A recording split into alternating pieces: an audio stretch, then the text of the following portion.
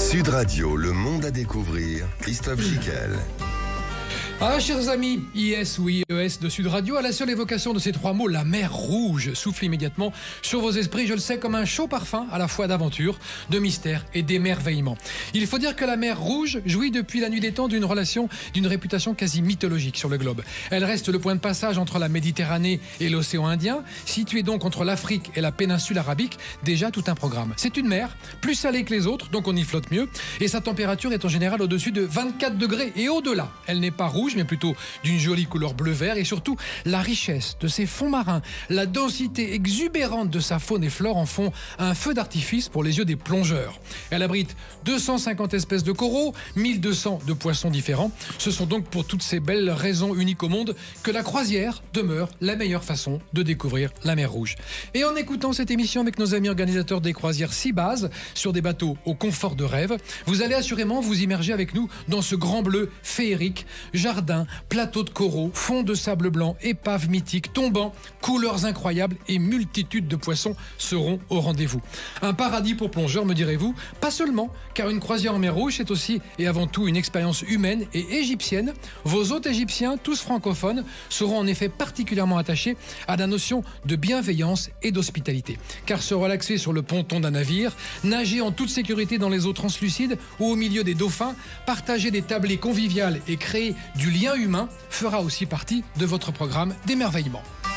Sud Radio, le monde à découvrir, Christophe Gicquel. Et pour parler de cette merveilleuse expérience dans l'univers de la mer Rouge et de la plongée sous-marine, nous sommes avec Nathalie Constantin, qui est cofondatrice de Seabase et organisatrice de croisières en mer Rouge. Bonjour Nathalie. Bonjour Christophe, merci de nous recevoir aujourd'hui. Mais je vous en prie, et Am Rochdi est avec nous. C'est un grand plaisir, chers auditeurs, et un grand honneur d'avoir Am avec nous, parce qu'il vient spécialement d'Égypte. Il est égyptien, il a pris l'avion ce matin pour faire cette émission, et c'est assez rare de le souligner. Merci Amra. Merci pour cette Je suis très fier de vous avoir à notre table. Vous êtes moniteur de plongée et cofondateur de Seabase avec Nathalie. Exact. Et à côté, Gilles Amosset est avec nous. Alors, il est venu de moins loin, mais on peut quand même le féliciter. Il est venu de Grenoble. Il est propriétaire du magasin Scuba Wind à Grenoble. Bonjour Gilles. Bonjour Christophe. Avec vous, on fera un petit peu le point sur le matériel, tous les trucs un petit peu techniques pour rassurer nos auditeurs, car chers amis, autour de cette table, il faut qu'on donne envie aux gens d'aller plonger, de faire l'effort, c'est pas compliqué, d'aller la mettre la tête sous l'eau avec ou sans bouteille d'ailleurs. Et dans la mer Rouge, Nathalie, vous allez nous raconter comment c'est facile. Déjà, on part de Paris, on arrive où en Égypte? Alors, on a deux aéroports, l'aéroport de Hurghada et l'aéroport de Marsa Alam. On a très peu de vols qui vont à Marsa Alam, donc la majorité de nos plongeurs arrivent à Hurghada. Durée du vol? Durée du vol, moins de 5 heures. Bien. On a beaucoup de chance en ce moment. On a beaucoup de nouvelles lignes. Donc, on a des lignes directes qui partent de Paris, qui partent de Nantes, qui partent de Lyon, de Marseille. On a plein de nouvelles lignes avec Transavia, avec EasyJet. On a aussi un charter, Airmaster, qui part de Paris-Charles de Gaulle. Donc, plein d'options maintenant pour réussir à aller en Égypte de façon directe en moins de 5 heures. Décalage horaire? Décalage horaire, on n'en a pas. On a de temps en temps 1 heure, ça dépend des périodes, mais le maximum c'est 1 heure.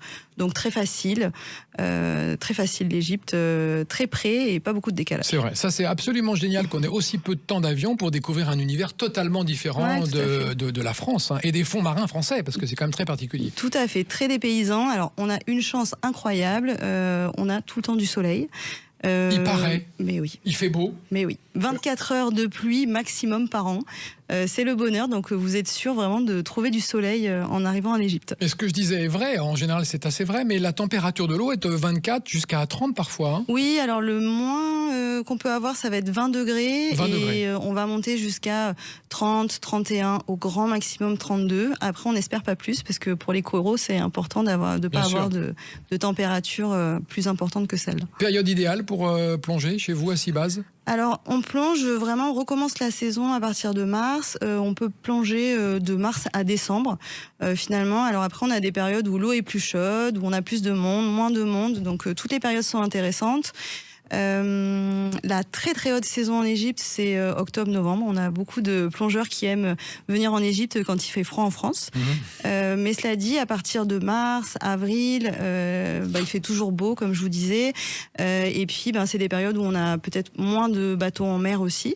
Mais finalement, vraiment, on a des périodes très intéressantes. Après, en fonction de ce qu'on a envie de voir sous l'eau, il faut aussi savoir quelle saison choisir. D'accord. Et vous avez créé Seabass avec Amr, il y a quoi, 4 ans, 4-5 ans? Il y a 8 ans maintenant. 8 ans, c'est vrai, la 8e année. Ouais, et vous avez année. quitté l'industrie du luxe pour faire le grand saut, en fait. Oui, tout à fait. J'avais la chance de travailler dans une belle maison qui s'appelle Hermès. Et donc, j'ai quitté Hermès il y a maintenant 4 ans. Sur un coup de tête, d'amour, de folie Alors, pas un coup de tête, mais un coup d'amour, oui. Ouais. Un coup d'amour de cette belle société et de cette belle destination que j'ai eu la chance de découvrir.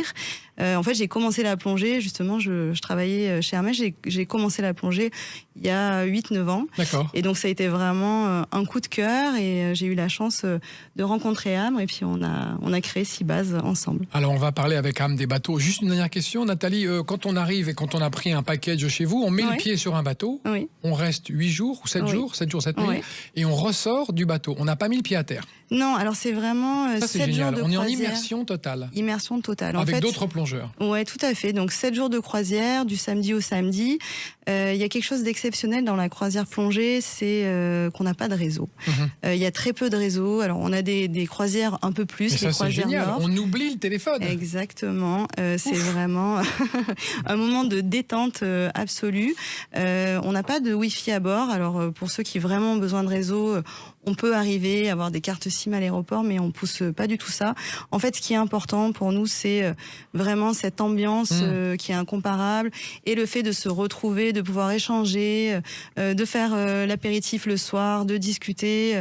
C'est vraiment une semaine hors du temps. Et de créer du lien humain. Et de créer du lien. Très important. Le partage est très important. Et pour ça, Amr est là. Amr, c'est un peu l'esprit de Seabass. C'est le bon génie animateur. Tout à fait. Amr, parlez-nous de ces bateaux. Combien de bateaux possède Seabass et combien au maximum de plongeurs on peut accueillir? Si on va parler des bateaux, déjà, nos bateaux, ils sont déjà construits par nous des A à Z, avec notre chef ingénieur. Et c'est vous qui avez dessiné les bateaux? Le design extérieur, l'intérieur, c'était par nous, mais surtout les parties de sécurité pour les balances des bateaux, Et ils sont magnifiques, vos bateaux. Les règles des sécurité, c'est suivi par un autre ingénieur. Mais toutes les parties design extérieur, intérieur, c'est fait par nous, Nathalie et moi. Et les bateaux, ils sont construits complètement en Égypte. Il y en a sur toute la côte de la mer Rouge. Il y a des côtes de la mer Méditerranée. On a plusieurs chantiers différents, mais celle qui est le plus proche et le plus pratique pour nous, c'est de le construire sur le chantier des Safaga. D'accord. Du coup, si on va parler des bateaux, on a des bateaux en bois, des bateaux en acier. Il y a des petits bateaux qui sont faits la sortie à la journée, mais comme on est spécialisé des bateaux de croisière, ce sont les bateaux les plus grands. Et tous nos bateaux, ils sont construits en acier. Un double coque. Et ils sont magnifiques. J'ai vu les photos. On dirait des petits yachts, avec 3 étages. C'est l'idée sur nos bateaux, ils sont inspirés des yachts. Des yachts de milliardaires. C'est ça. On a rassemblé des idées, des bonnes idées, des yachts différentes pour avoir les bateaux qu'on a aujourd'hui. On a commencé notre construction du Volantis. C'est un gros bateau accueil de 32 plongeurs. D'accord. Et deuxième bateau, c'est Antares. Et là, on a Austral en construction. Tous nos bateaux, ils sont en acier. D'abord, le design, il est formidable. Le confort à bord, on peut dire que c'est quand même d'un niveau 3 étoiles, 4 étoiles. On est sur quel type de confort? On est dans des cabines individuelles avec son épouse ou son compagnon? En fait, on a des cabines différentes. On a des cabines avec pour accueillir 2 personnes. On a des familles, on a des cabines accueillent 3 personnes. On a un grand lit, un petit lit d'1 mètre. La literie est top. Les matelas sont top. Ils sont faits sur mesure, les matelas. Vraiment, Vous avez apporté un soin particulier au confort quand même. Oui, tout à fait. Alors déjà, tout ce qui est drap, literie, on est tout en coton égyptien. Donc vraiment très confortable. Et puis, on essaie de faire le maximum pour que nos plongeurs se sentent bien à bord. Donc oui, on a vraiment travaillé au maximum le design et le confort. et aussi le confort de plongée. Amr va en parler, mais il est moniteur depuis 20 ans, donc il a fait beaucoup de bateaux et il avait vraiment en tête tout ce qu'il voulait améliorer, ce qu'il fallait faire, ce qu'il fallait pas faire, et donc il a mis un soin vraiment très particulier aussi au confort de plongée. En plus, Amr, on est bien d'accord que la plongée en Égypte, elle est aussi sérieusement contrôlée qu'en France et que les moniteurs ont le niveau, que le matériel, tout est fait pour assurer la sécurité du plongeur. En fait, en Égypte, on est contrôlé par plusieurs organismes différents.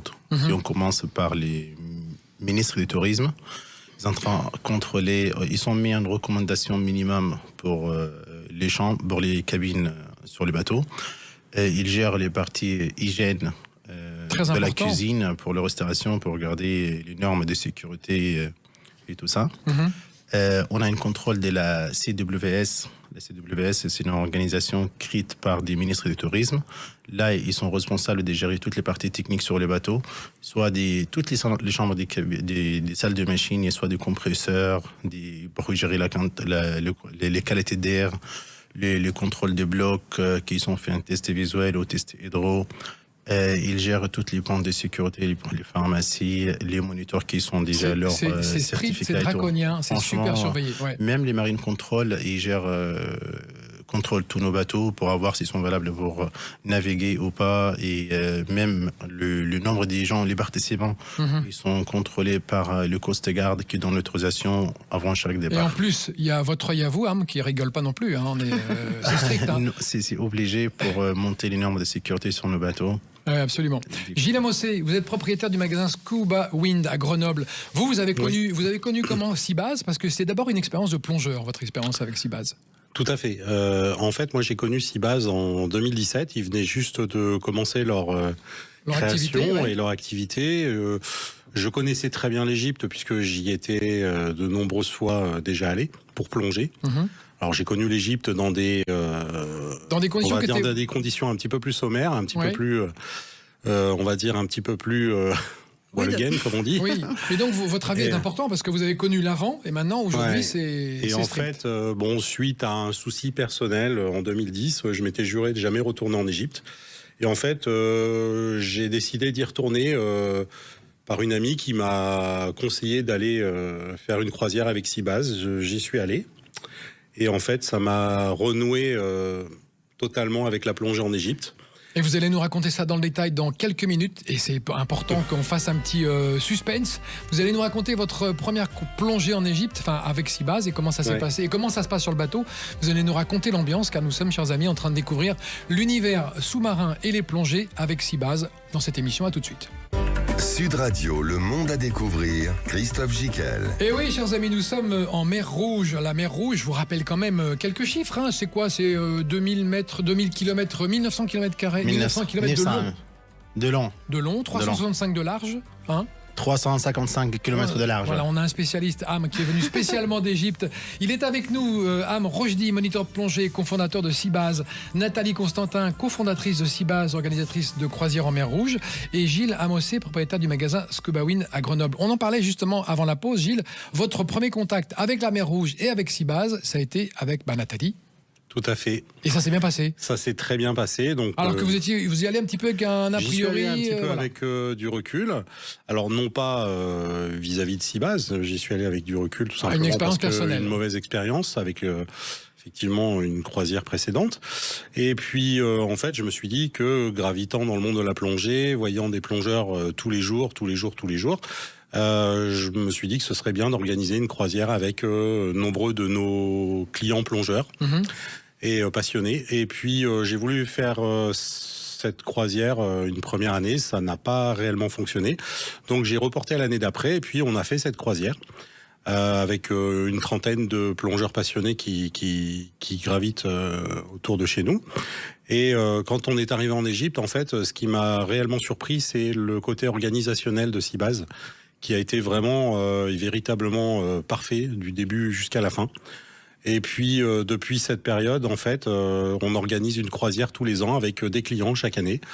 Et on envoie également du monde, puisque les gens nous demandent chaque jour où aller plonger en Égypte. En fait, quand on a une valeur sûre à sa porte, on l'utilise et puis on en fait profiter les gens.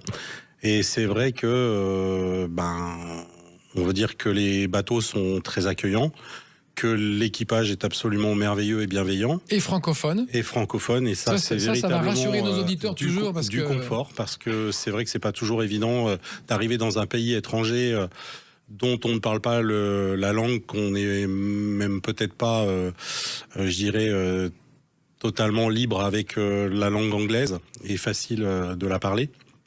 Donc c'est vrai que c'est très très agréable pour l'ensemble des plongeurs qui vont là-bas. Au-delà de ça, le confort à bord, tout est bien, et c'est vrai que moi je prends plaisir chaque année à faire partager ces croisières avec nombreux de nos clients. Depuis 2018, en fait, on repart chaque année avec 30 plongeurs. Et au départ où c'était difficile d'organiser et de remplir un bateau, aujourd'hui je pourrais facilement remplir 2 bateaux, mais on ne le fait pas. Non mais génial. Voilà.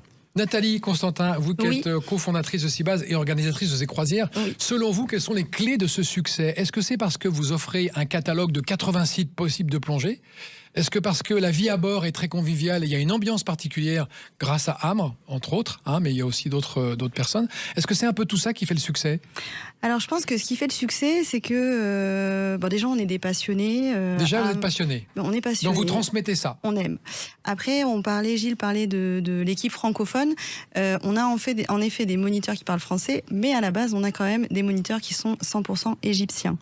Donc ils connaissent très bien les fonds, ils connaissent très bien l'Égypte. Et en fait, ce qu'ils ont envie, c'est justement de partager leur passion, de faire découvrir la mer Rouge, leur culture. Donc on a une ambiance à bord qui est une ambiance qui est très familiale, de partage. On parlait beaucoup de partage, mais c'est vraiment important, le partage sous l'eau, le partage aussi à bord. Et donc c'est vraiment notre marque de fabrique. Est-il vrai que tous les matins, ça commence par un bruit de cloche? Oui, tout à fait. Alors la cloche dans un bateau, c'est très traditionnel.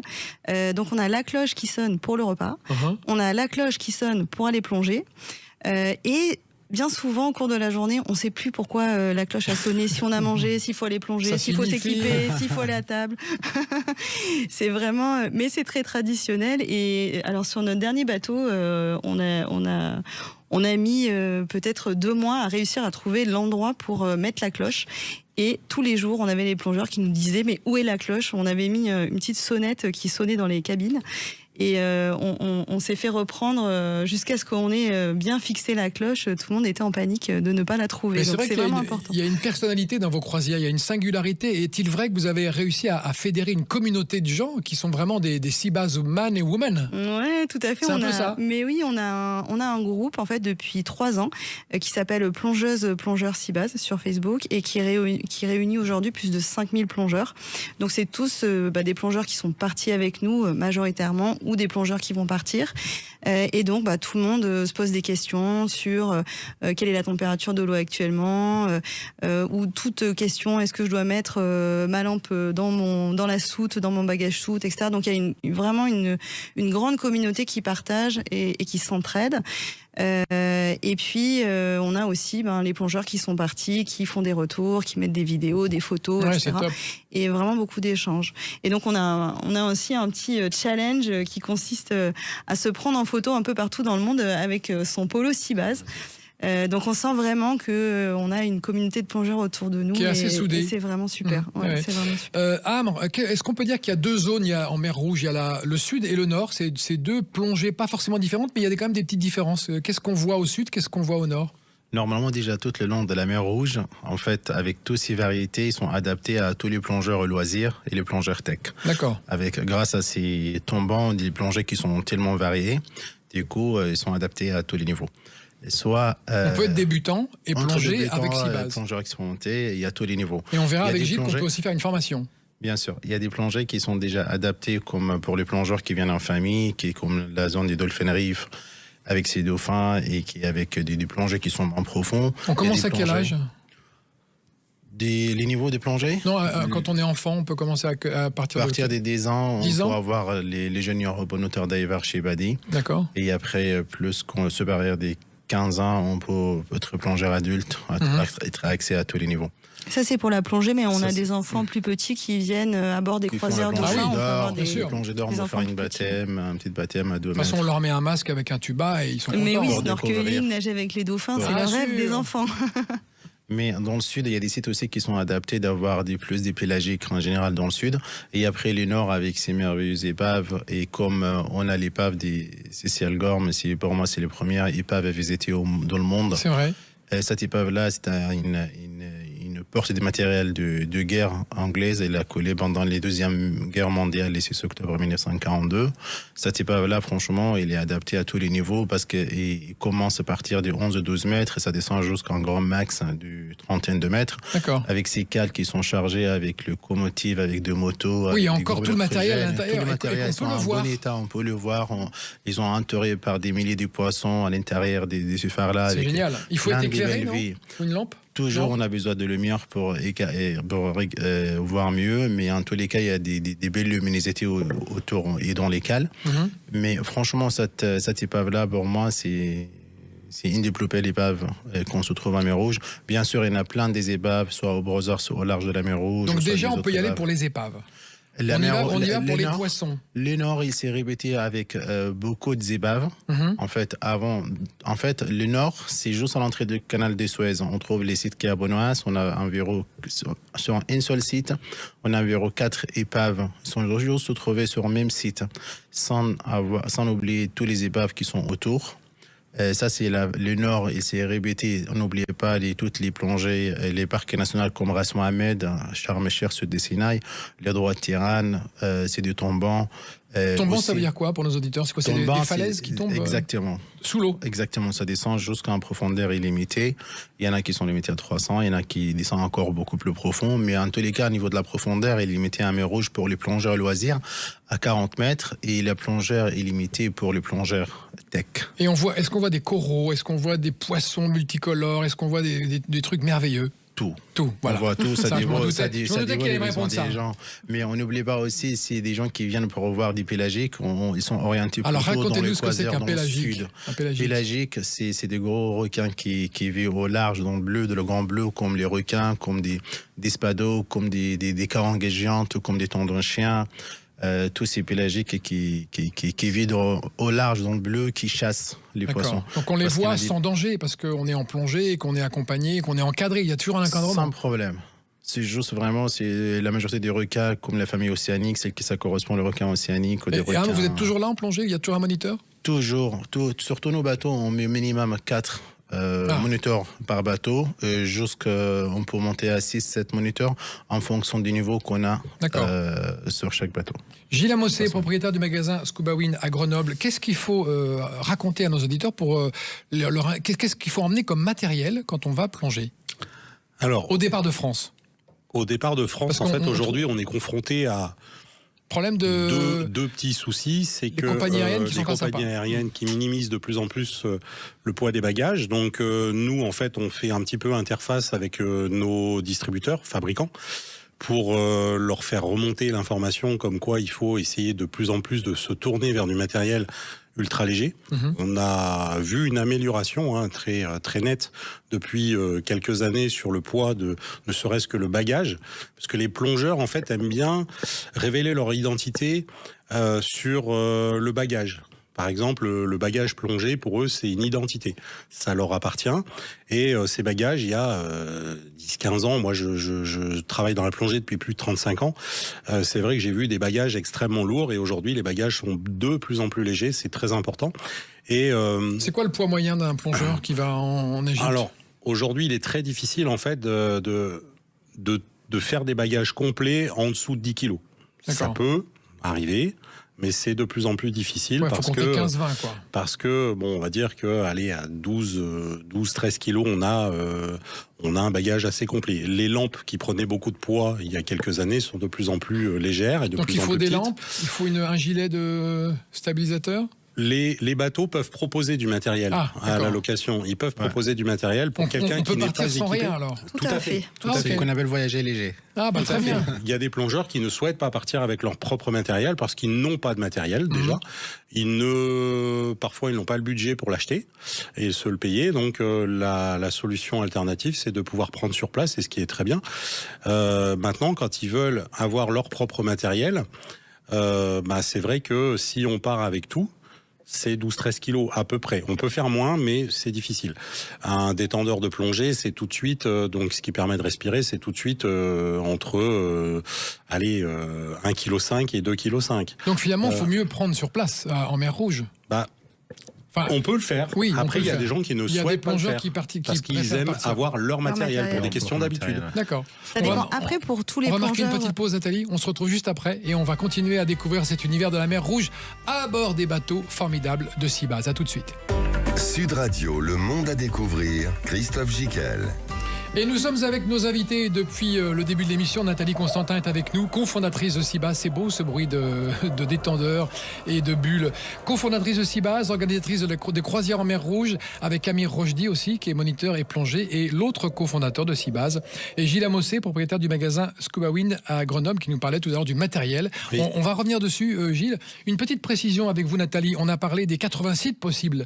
Mais comment s'organisent les voyages et les séjours? Alors, en fait, on a 10 circuits différents. On a des circuits qui peuvent convenir à tous les niveaux de plongée ou même aux non-plongeurs.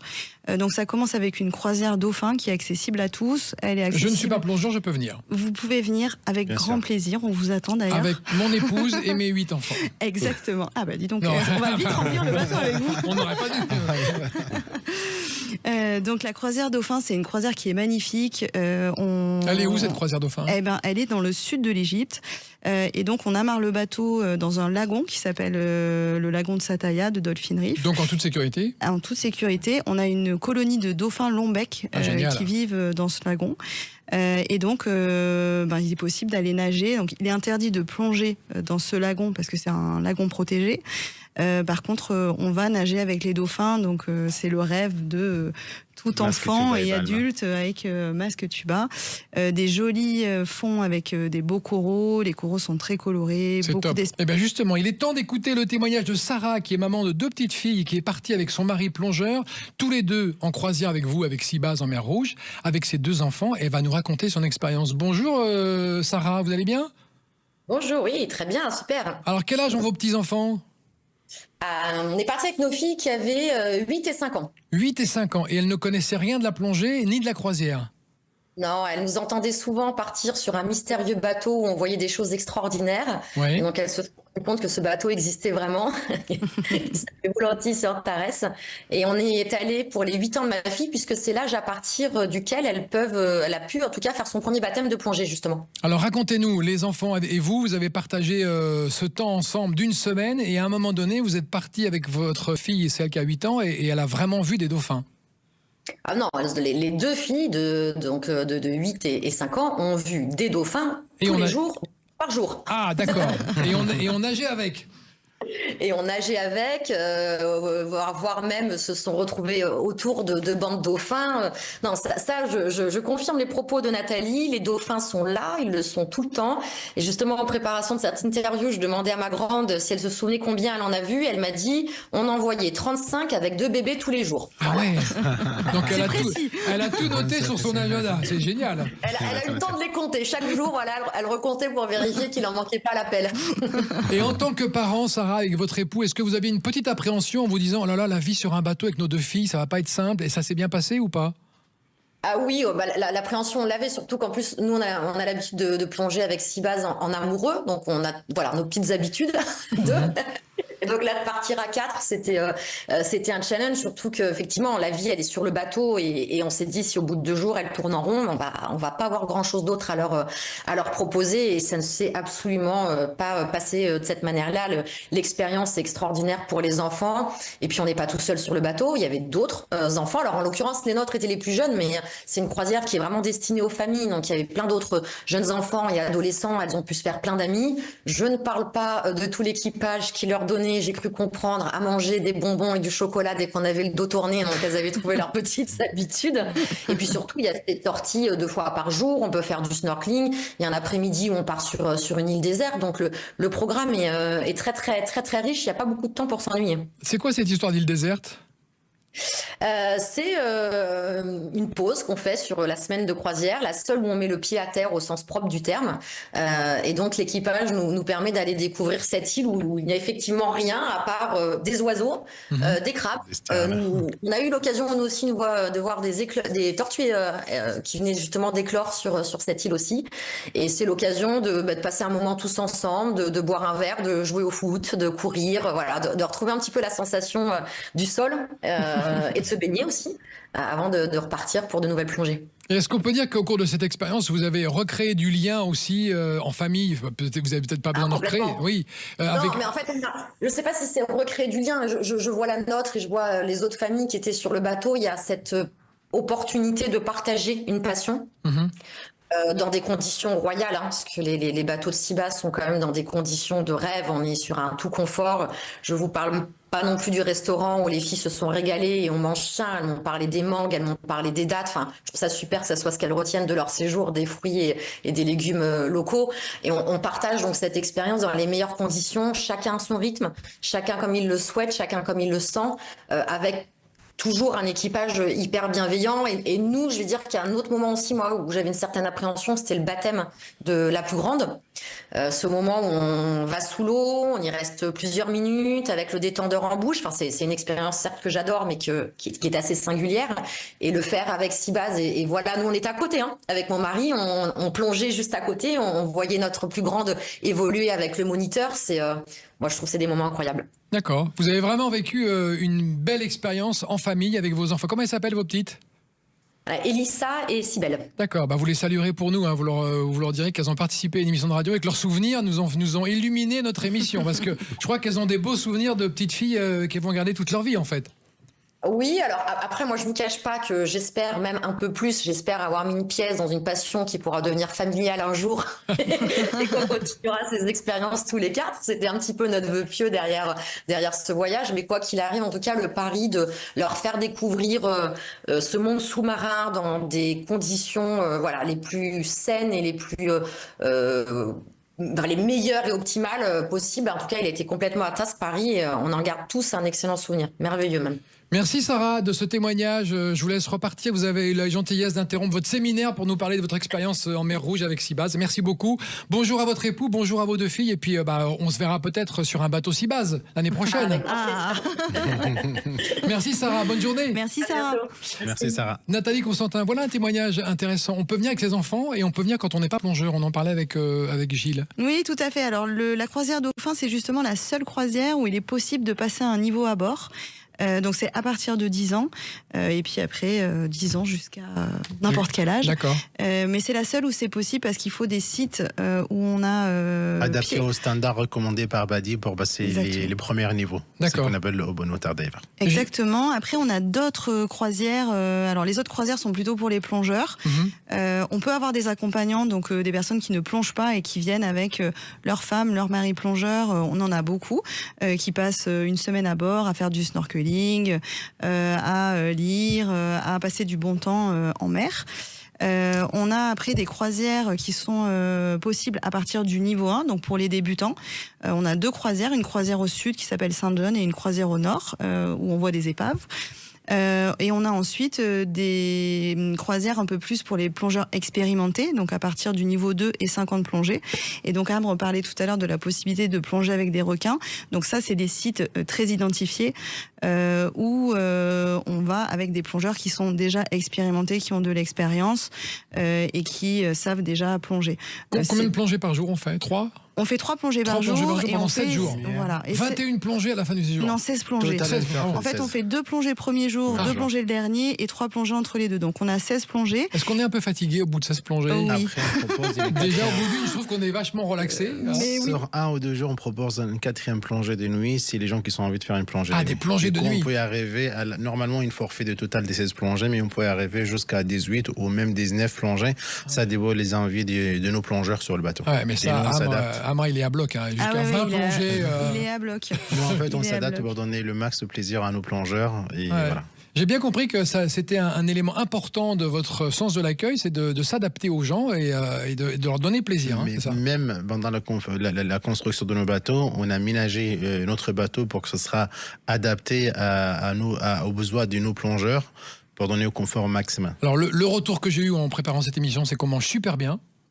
Vous avez des pâtissiers, des chefs cuisiniers à bord qui font... Oui, on a 2 chefs cuisiniers, on Incroyable. a un chef pâtissier. Ça, c'est la touche française. Oui, c'est important. C'est nous, la touche on travaille... En fait, c'est le tout ensemble, en fait. C'est les bateaux les confortables, qu'on mange bien, qu'on plonge bien, et ben les gens ils sont ravis, ils sont contents, ils rentrent avec des belles souvenirs. Il faut dire qu'on a 90% de nos plongeurs sont français. D'accord. Donc le plus important, c'est la plongée et la nourriture. Voilà. D'accord, c'est ça. Bien dormir.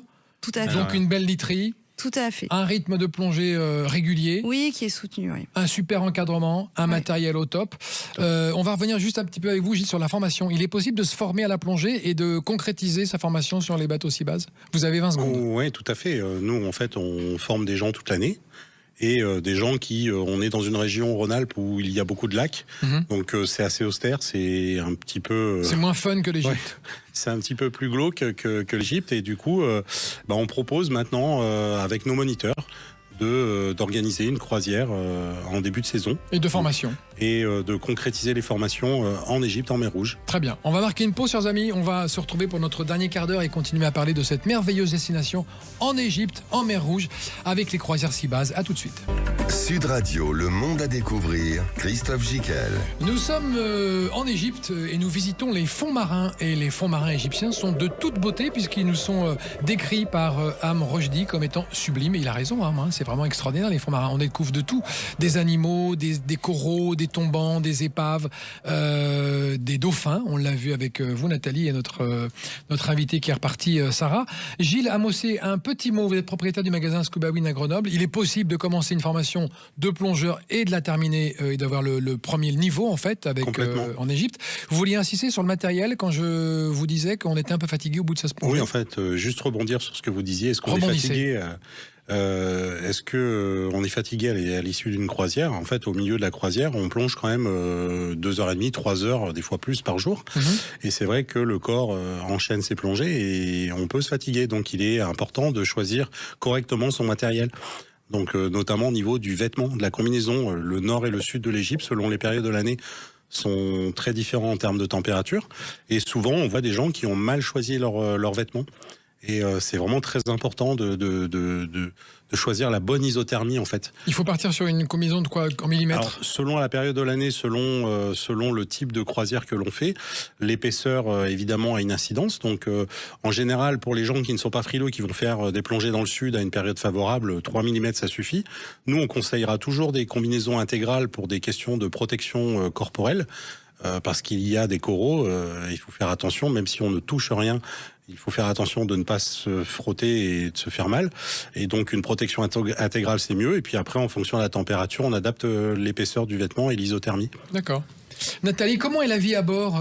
On a parlé de l'apéro, de la cloche qui sonne, très important. Donc j'ai l'impression qu'on est entre passionnés de plongée, qu'on se retrouve et qu'il y a une cordialité à bord, il y a une bonne ambiance. Ouais, c'est un peu vrai. Il y a une très bonne ambiance. Et encadré par un équipage très important. Tout à fait, très bonne ambiance et puis surtout on a un équipage qui est très présent. Donc on le disait tout à l'heure. Ils sont tous comme Am, souriants, sympas. Tous. Honnêtement. Mais avec un œil qui rigole pas non plus parce qu'il est très strict sur le. Il rigole pas en sécurité. Mais tout le reste du temps, par contre, ils sont bienveillants. On a un équipage, une équipe de 13 personnes à bord. De chaque bateau. De chaque bateau. Donc, on disait tout à l'heure que les bateaux avaient une capacité maximum de 32 personnes. On a 13 personnes qui s'occupent de la vie du bateau. Donc, on a 5 marins. On a 2 mécaniciens. Les mécaniciens, on en a toujours un qui va être là de jour et un qui va être là de nuit. Pour la sécurité, il y a de la surveillance 24 heures sur 24 sur le bateau. Ensuite, on a bien évidemment le chef d'orchestre qui est le capitaine, donc il va faire la navigation avec son second. Le capitaine ne navigue jamais tout seul. Il y a toujours 2 personnes en navigation au cas où, la fatigue, etc. Jamais tout seul. Ensuite, on a parlé tout à l'heure de la restauration. Donc, on a 2 chefs cuisiniers, un chef pâtissier en cuisine. Et on a aussi au salon 2 personnes qui s'occupent du service et de la propreté des cabines. Ah d'accord, du personnel à bord qui nettoie, d'accord. Exactement. Il y a pas besoin, pour l'animation, il n'y a pas besoin, les gens s'animent tout seuls. Alors, on n'est pas à bord d'une croisière. On a 4 moniteurs qui sont là. Donc les moniteurs, ils sont là pour la partie plongée. Ils font des briefings avant chaque plongée. Ils vont faire vraiment le briefing du site. Mais ils sont là aussi toute la semaine et à n'importe quelle heure du jour. Donc ils sont avec les plongeurs, ils dînent avec les plongeurs, ils prennent l'apéro avec eux sans boire d'alcool puisqu'on est en Égypte. Ah oui, bien sûr. Et puis c'est pas recommandé non plus de. Non, c'est pas recommandé. On n'est pas là pour faire la fête, parce que ça reste quand même une épreuve un peu sportive. Hein. Alors si, Christophe, on fait un peu la fête. Ah quand bon, même. d'accord. En fin de séjour peut-être, non? On fait un peu la fête le soir quand même. On met la musique, on danse. Ah ouais. Il y a de la bonne ambiance. On a une guitare qui est cachée dans le salon du bateau. Mais non. Pour des plongeurs ou des participants aux croisières qui sauraient jouer de la guitare. Et donc ça donne lieu à des soirées très sympas. Si Nathalie me permet aussi, Christophe et Gilles, moi j'ai dit les succès de ces bases, c'est pas uniquement grâce à Nathalie et Ambre, c'est grâce à toute notre équipe, soit moniteurs de plongée qui sont bien formés. C'est eux qui sont déjà connaissent la mer Rouge comme leur poche, grâce à notre équipage avec leur capitaine qui font tout pour rendre à nos plongeurs une croisière inoubliable et qui sera mémorable et qui les donne envie de revenir. Du coup, je profite de ces moments-là des Sud Radio pour remercier toute notre équipe moniteur de plongée. Allez, on va tous les citer. Il y en a combien? Oh là là, il y en a beaucoup. Et l'équipe à terre aussi, n'oubliez pas, tous ceux qui font les revêtements, tous ceux qui font les parties administratives, l'équipe qui est en France, Naïs, Nathalie, qui gère du tout, et l'équipe qui sont sur place. Est-ce que si la météo change le matin, est-ce qu'on est capable de changer de site? Oui, normalement la mer Rouge, comme j'ai dit, on a toutes les variétés des sites. Il y a des sites qui sont émergés, comme aucun la mer qui ça ne permet pas de plonger. Il y a 80 sites possibles. Hein. Exactement. Autour de nous. Mais là. en tous les cas, des sites qui sont protégés, des sites qui sont moins protégés, si la mer ça ne permet. Mais en tous les cas, nos moniteurs, par rapport à leur expérience, c'est toujours quand il fait beau dès le début de leur croisière, ils font les sites qui sont émergés. C'est quand il fait pas beau, on ne peut pas faire là. Du coup, on le fait dès le début comme ça c'est fait. Et après, même si ça change la météo, qu'on a une météo qui est difficile, tout de suite, on a des sites qui sont plus à l'abri. Ça peut arriver, ça, qu'il y a des courants. C'est quoi les dangers en mer Rouge, en fait? Tout ça peut arriver. Vous surveillez tout ça? Tout ça peut arriver. Mais en tous les cas, la mer Rouge, comparée à l'océan et deux autres mers, on est parti des mers qui sont les plus calmes. C'est vrai. Et vous me disiez, en préparant cette émission, Gilles, que la salinité était un peu plus importante. Oui, tout à fait. Donc on flotte mieux. Donc, ça, quand on est plongeur, il faut se lester plus. Exactement. Vous avez tout compris.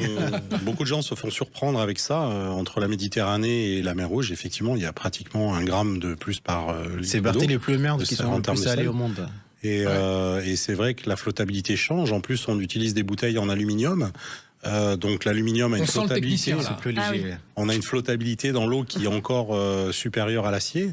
Et c'est vrai que beaucoup de gens se font surprendre à devoir mettre beaucoup de plomb, donc attention à ça. Non, la préparation du matériel est véritablement importante avant de partir. Il faut aller vous voir en mer Rouge. On va laisser votre numéro de téléphone pour la France entière qui veut partir en plongée. Avec grand plaisir, on répondra à toutes les questions et on le fait déjà d'ailleurs souvent via les réseaux sociaux.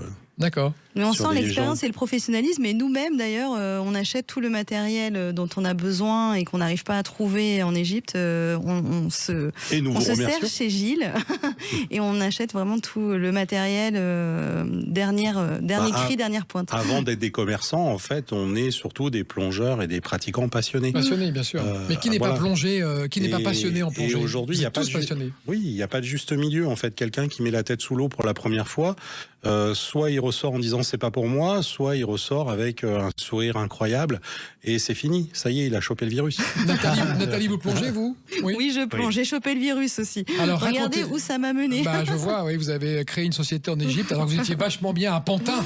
Quand même, mais oui, en région parisienne, attends, quand même pas. Et racontez-nous votre plus beau souvenir de plongée ou celui qui vous a marqué ou dernièrement ou un truc qui vous revient à l'esprit comme ça. Oh là là, j'ai tellement de beaux souvenirs. J'ai tellement de beaux souvenirs. Je pense que je me rappellerai toujours la première fois où j'ai sauté avec mon masque et où j'ai vu des dauphins en mer Rouge, ouais. Tout à fait. Où j'ai vu des dauphins, ça c'est juste incroyable. Ça c'est magique, c'est vraiment le truc qu'il faut dire à nos auditeurs. Le contact avec les dauphins, on sait pourquoi, mais ça reste magique. Un animal magique. C'est magique. Et après au débarrage, quand quand on commence à plonger, on n'est pas très branché requin, donc on a plutôt peur. Et puis, à force d'aller sur les bateaux, les plongeurs expérimentés commencent à vous raconter ce qu'ils ont vu, ce qu'ils ont fait. Et puis, on commence à se dire, ah, mais en fait, c'est peut-être bien, ça pourrait... Et la plongée dont je me rappellerai toute ma vie, c'est la première plongée où j'ai vu des requins marteaux, donc c'était avec Amr. Et on a eu la chance de se retrouver. Alors Amr, il a de l'expérience, c'est-à-dire qu'il voit les requins quand toi tu vois absolument rien dans l'eau. Lui, il les a déjà vus arriver.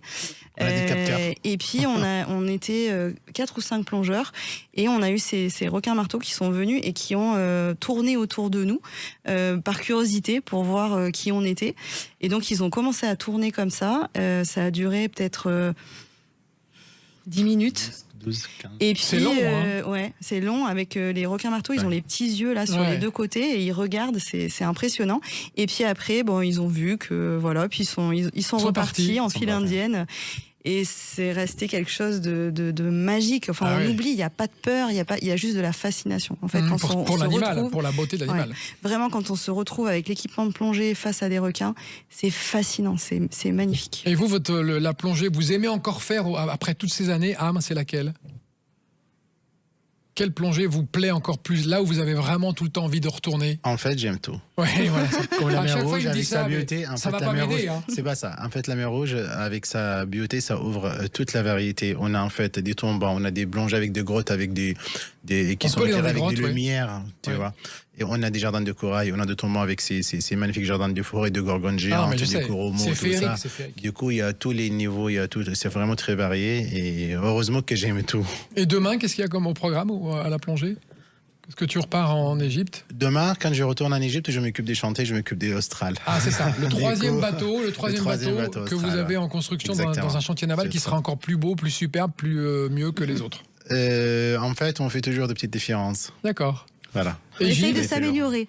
Et Gilles, votre souvenir de plongée, vous avez 20 secondes avant la fin de l'émission. Alors moi, ce que j'adore, c'est le côté improbable de la plongée. On ne sait jamais sur quoi on va tomber, comme la boîte de chocolat avec Forrest Gump.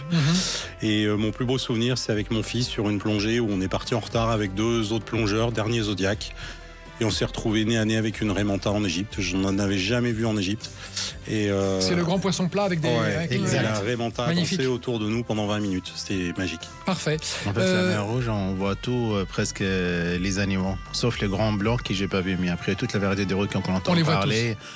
Vraiment, on a de la chance. Nathalie, où est-ce qu'on trouve les informations sur votre site? Alors, sur notre site, redseabass.com.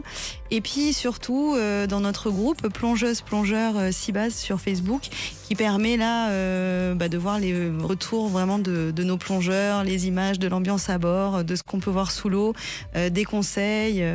Voilà, donc n'hésitez pas à rentrer dans ce groupe dynamique. Merci à vous 3 pour cette très belle émission sur la mer Rouge, sur la découverte de la croisière en mer Rouge avec vos bateaux et votre expérience. Merci à Seabass, merci à Amr d'être venu directement d'Égypte. Il a pris l'avion pour venir faire cette émission. C'est un plaisir d'être avec vous. On était bien reçus, bien accueillis.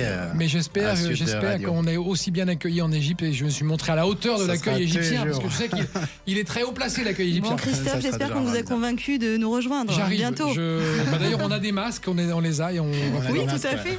Merci pour cette belle émission. La France, le monde à découvrir est maintenant terminé. On se retrouve la semaine prochaine à 17h. Salut!